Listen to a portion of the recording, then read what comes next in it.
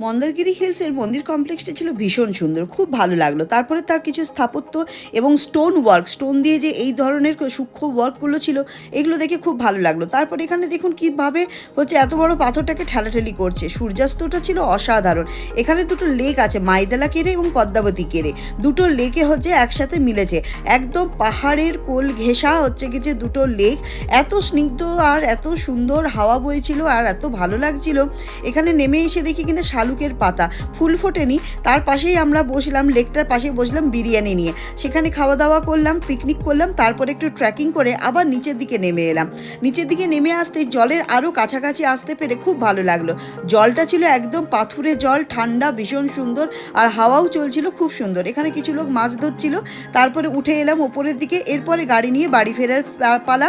বাড়ি ফিরতে গিয়ে হঠাৎ করে দেখি পলাশ ফুল। পলাশ ফুলগুলো দেখে এত ভালো লাগলো, ব্যাঙ্গালোরে আমি প্রথম পলাশ ফুল দেখলাম।